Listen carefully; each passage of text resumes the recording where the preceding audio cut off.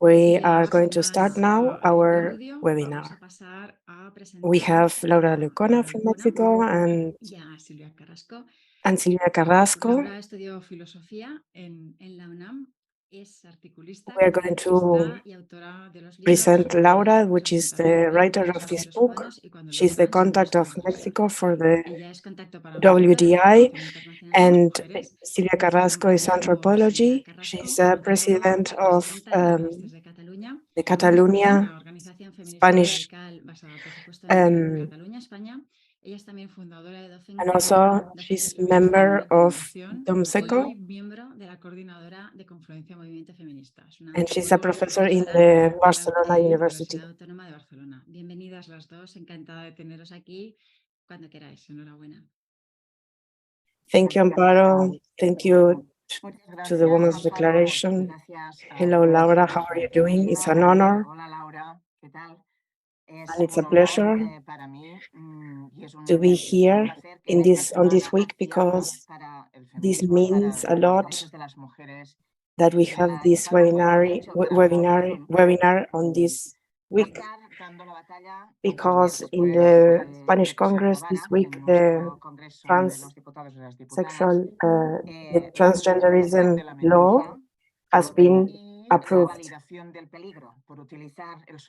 We are going to discuss the book written by Laura Lecuona, because all of these laws have been approved in Spain, while the Spanish feminists have been accused of liars and aggressive while trying to stop this from happening. This is only a battle.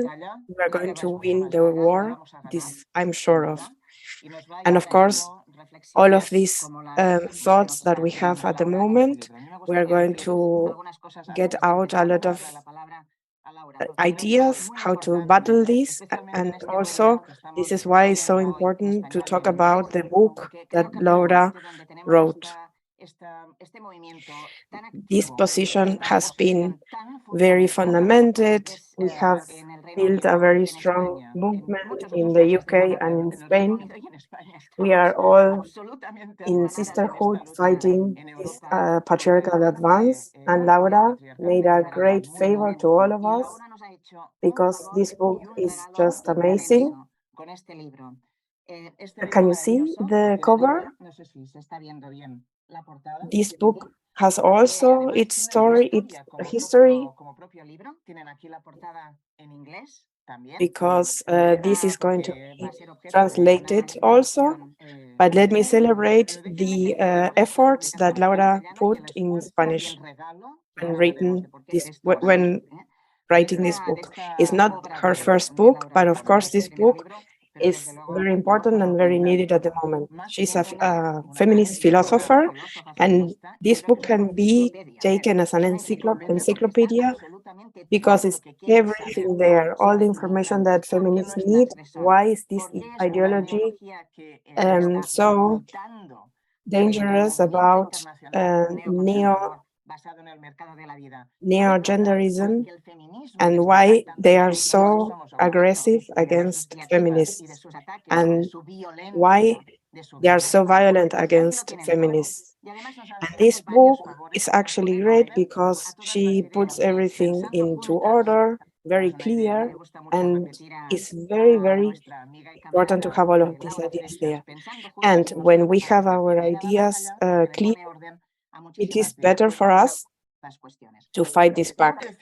I might not be fully agreeing with every part of this book, but of course, this is very important for us to have this book because of all the information she has on this book. So please buy this book, read it, make your ideas, and colleagues that are in the what happens in between the writers and the philosophers in the Spanish scene is that we are all reading everybody. So this is very important because this makes all of our ideas dialogue with each other between the ideas from Hispano-American and Hispanic and Spanish ideas with the Anglo-Saxon ideas. And it is a great opportunity that this book is going to be translated into English because these ideas will be taken also into the debate. I'm sorry that I'm taking so long to start, but I really think this is a wonderful opportunity to present this book. This is very important to have in the feminist fight. Thank you, Laura, for choosing me to be the presenter of this book. We're not going to take more time to present each other because I think the most important thing will be to talk about ideas. I will start with this question.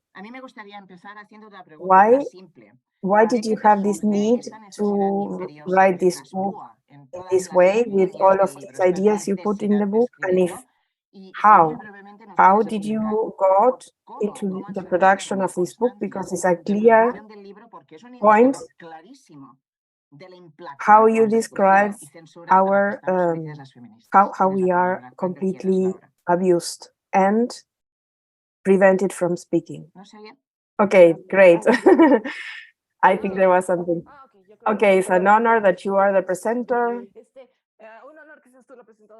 From the beginning, I always thought of you.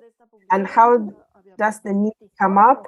It's because for me, it's very important to put some order into all of these ideas. And after all so many articles that I wrote and tweets, I wanted to sit and kind of put everything together. And I never got the time for this. But an editor that I know since very long and whom I collaborated with before, because I'm also editor and translator.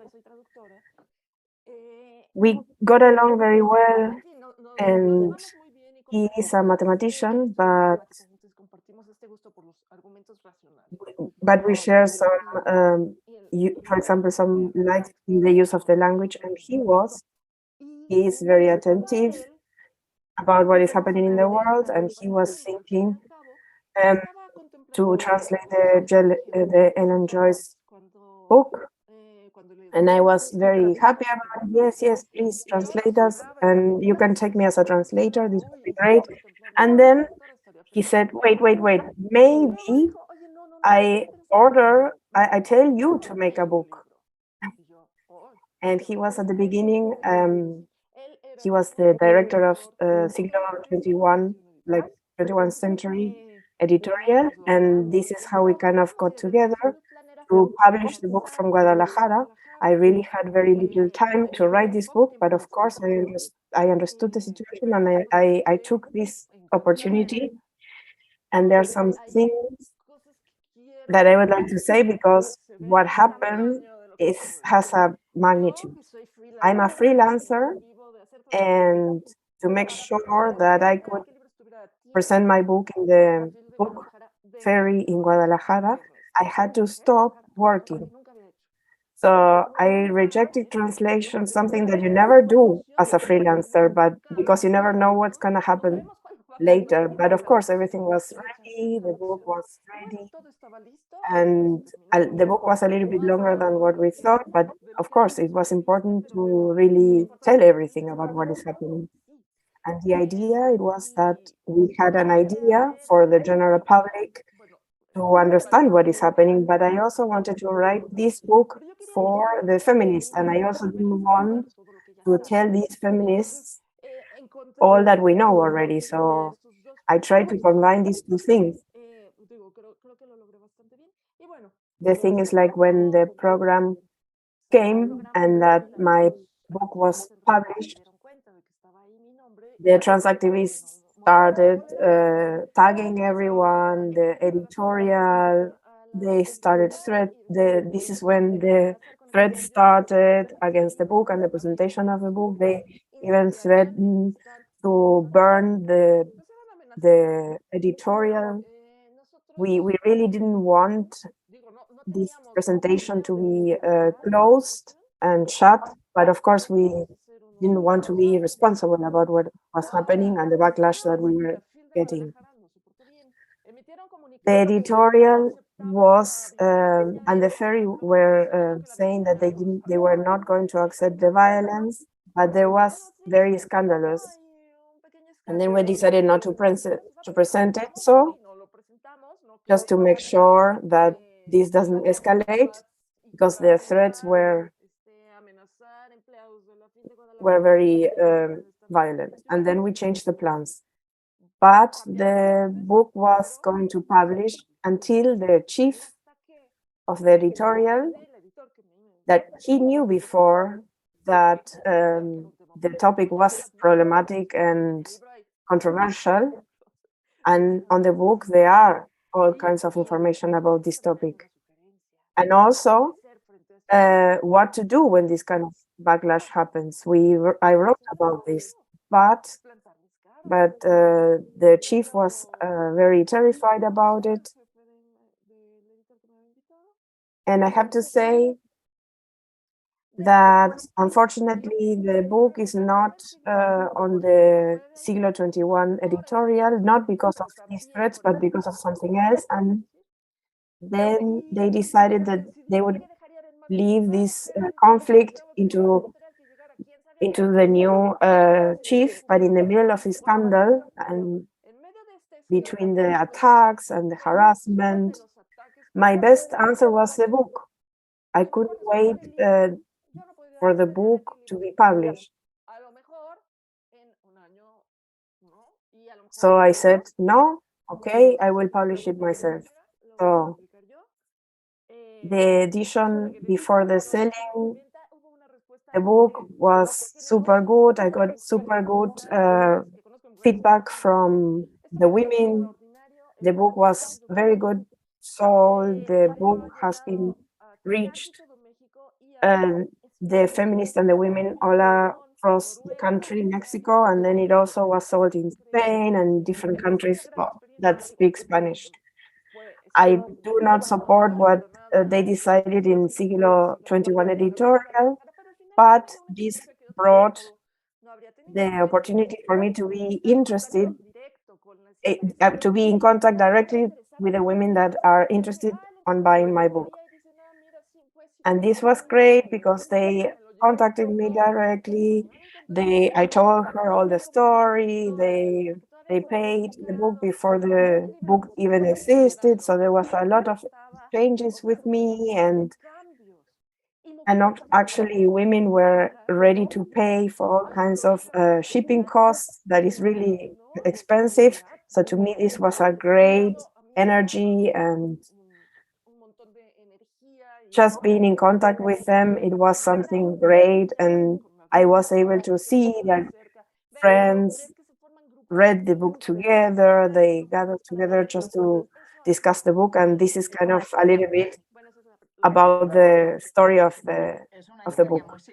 Well, this is great. The support you got, it is also very telling that we should not listen to these attacks and to these threats. So I will make like a short review about this book. We're going to discuss some of the ideas. It's a book that has 5 chapters. It is written from the irony, but also from the very deep investigations and collection of data.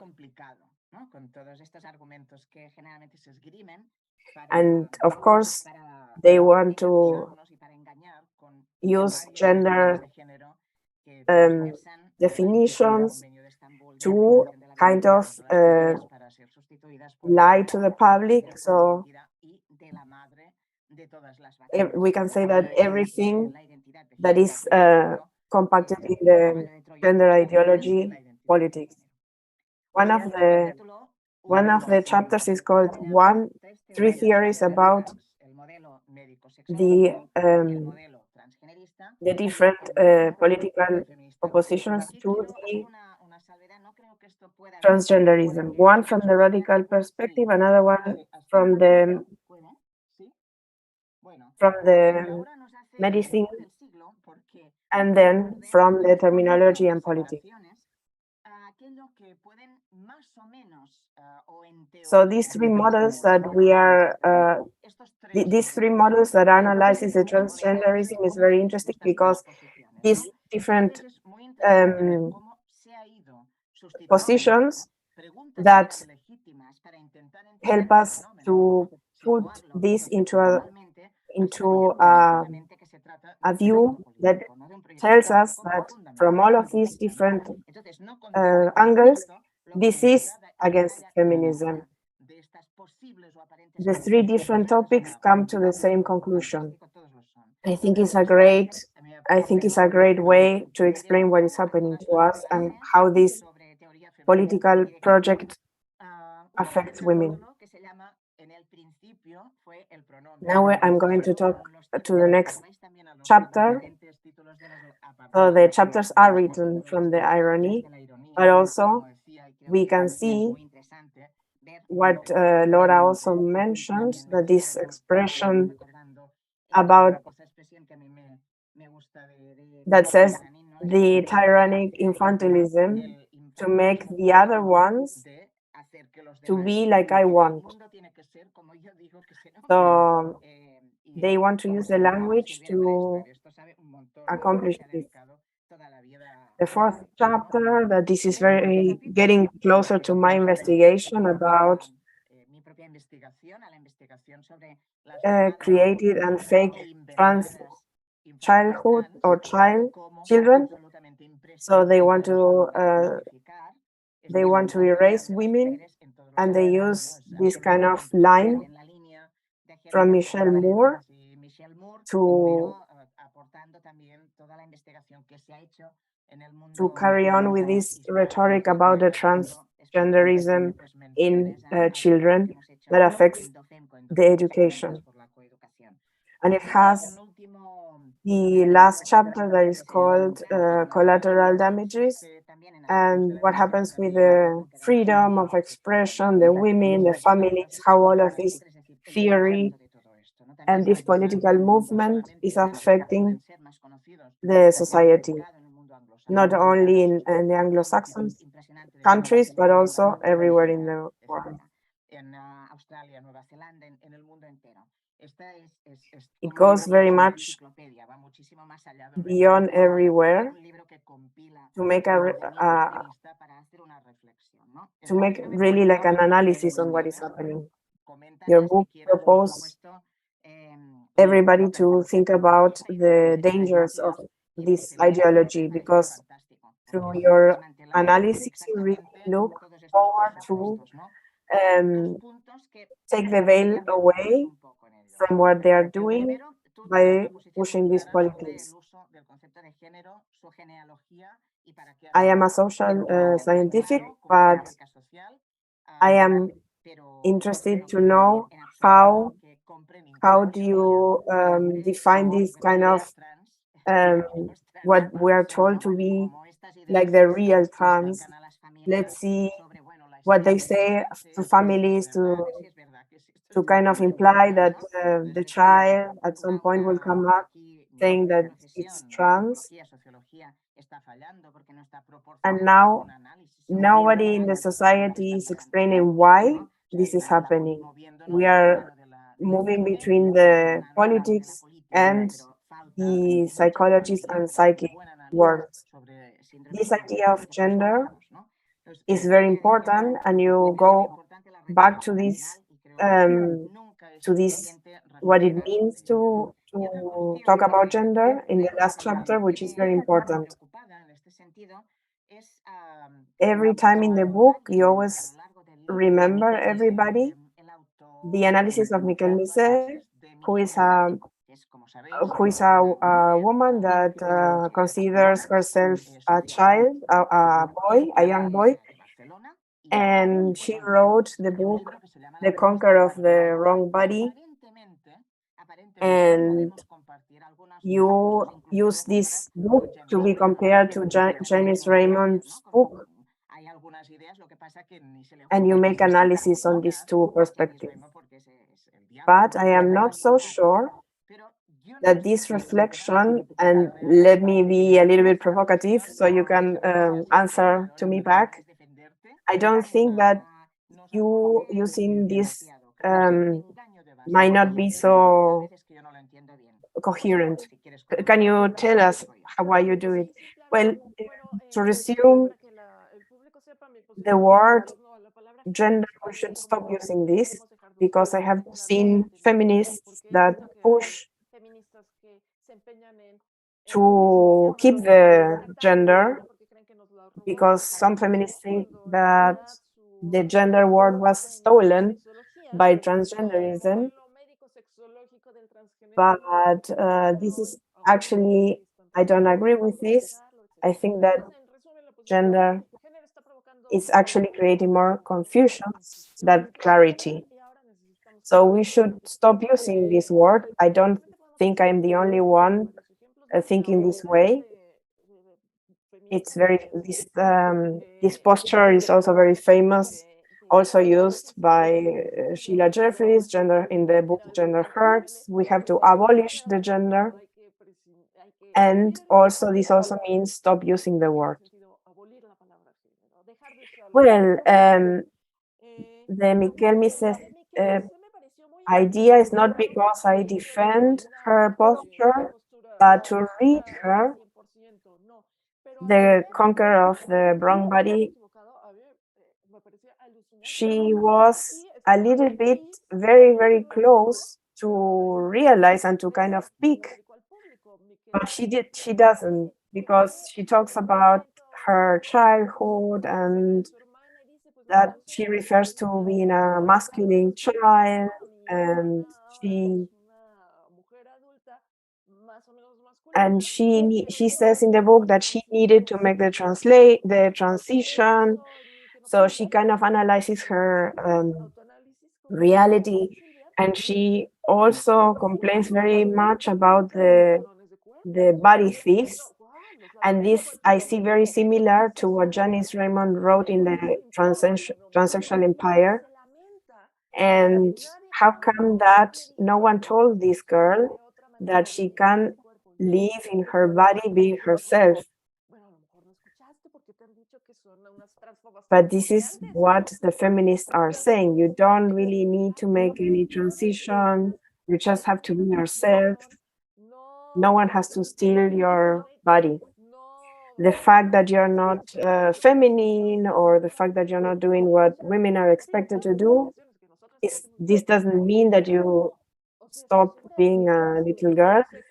If very young children would, especially girls, would listen to the feminist theory that they can be themselves, we could really avoid all of these dangers of the transactivism. And this is why it is so dangerous for transactivists to have our theory reaching the young women and the young girls. This is why for me it was so important to compare these two books from this angle. It's like only two pages, but everything is compressed there. But for me, it was very interesting to contrast these two books and these ideas, because transgenderism wants to end our if they really want to abolish the gender stereotypes, as they say, they wouldn't have problems with the feminists and our theory.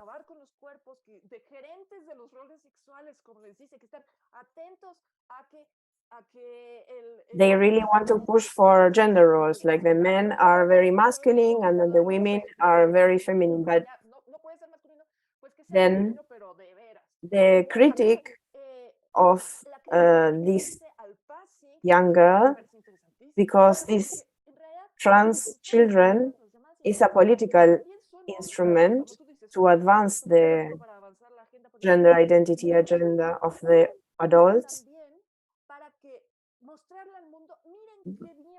But then they use her.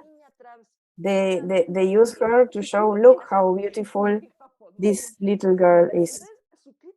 But no one makes a proper critique against the medical complex and politics. And I still find what this trans man wrote in this book. There are very many things that are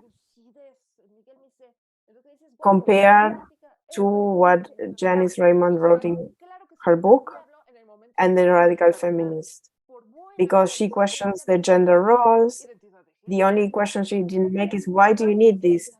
You already got to the conclusion not to follow the gender roles, but then still you believe in the transgenderist idea that you have to follow this sexist gender roles.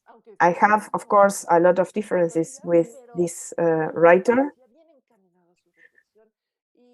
but if the transactivists were closer to her kind of analysis about gender roles, it would be better, because this would paint the reality, how dangerous the transgenderism, how much it can hurt the young people. Well, the problem is that there is no debate. Also with mechanism. It's very hard to have a debate. The debate is always taken out of the table. One of the things that I find very key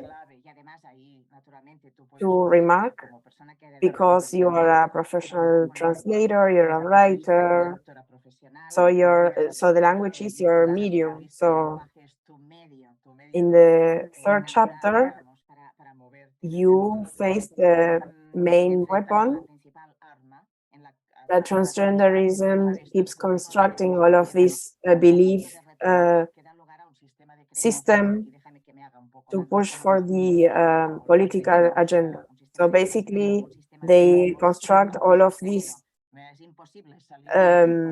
parallel definition, parallel world of definitions, and they stay in this closed system where they keep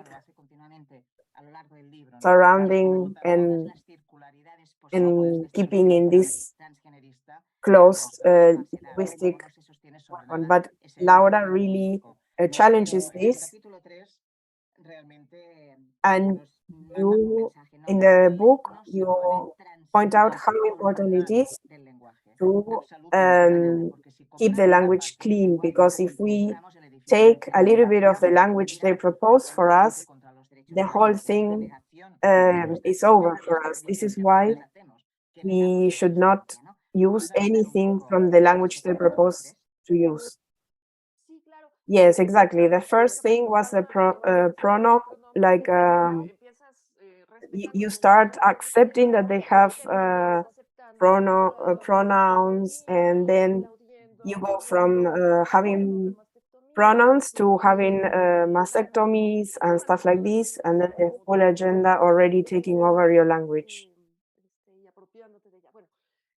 It is very common that we hear that, why is it so hard for you to speak to a man in feminine?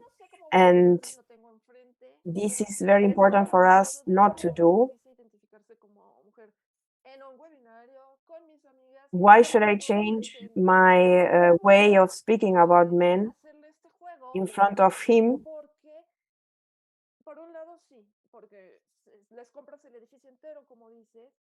Because the strongest argument against the pronouns that the article presents, on one side you are yourself pushing yourself to speak about a man with feminine words, so you are hypnotizing yourself pushing yourself to speak as if this man was a woman, and then you correct yourself, and then you come back, and then you forget that he's a man, and then you come back. It's a lot of work for you, but also if you show that you do this in front of young girls, it's like you are telling these young girls to also do the same. So then you are telling these little girls that if they see a man, they should call him a woman. And the little defenses that these young girls could have to identify predators, you are denying this to them. So this is a very important argument, to think about the younger girls, to confront the abusers. I think I still would write more about this. I think I left some out in the book. But this is also I understand the women that they want to be nice to everybody, but then they are attempting against themselves and against the way of thinking for themselves. This actually goes against their own intelligence. Everything under the idea of being nice. This kind of way of hurting. This is a way of hurting these young girls when you tell men that, yes, we are going to accept their need to be named as women. For example, what happens in Afghanistan, it's very important to recover these kind of things that happen in Afghanistan. Women, if you don't do this, if you don't cover your face, you're provoking men, so please don't do this, don't challenge this. So I see this transgenderism idea of pushing everybody to change the language a little bit like this, that it starts that that starts like this, but I will really not push myself to accept this. But in many languages, you also speak of the language like a repression, like a secta, like they use the language to create a secta and to stop women from challenging this.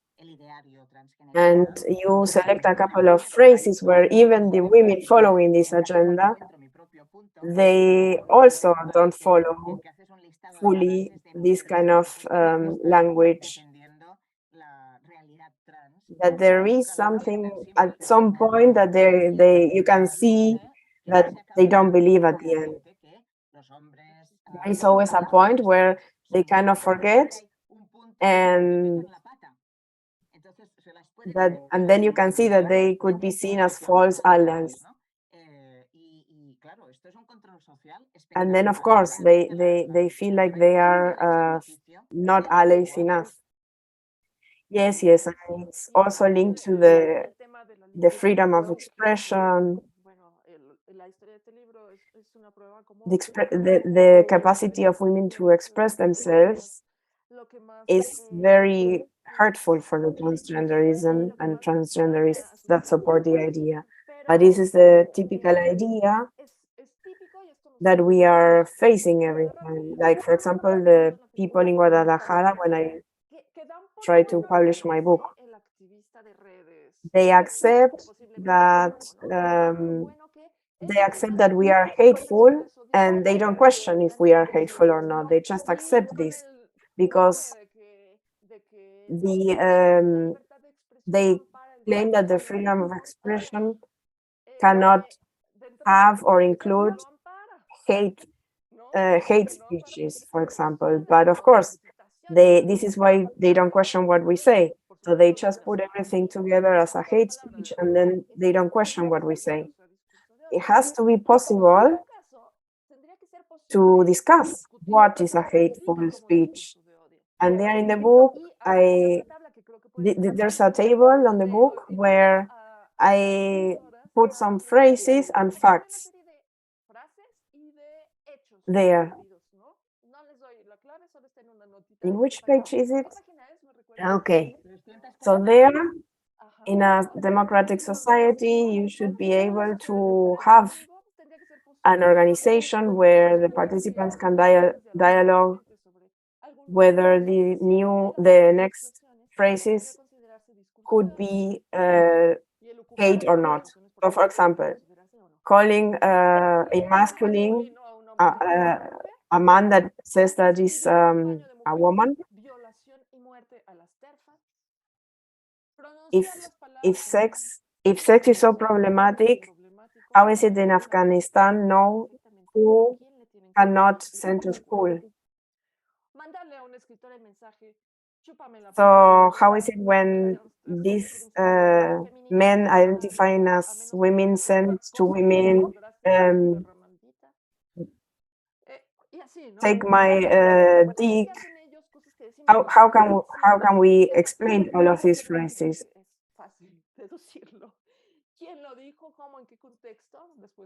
How can we really sure that it's hateful to say that someone was born in the wrong body? Please remember this book. This is great. You can buy it. Thank you, Laura. Thank you, Silvia. So Spinifex will publish the book in English in September with the English title.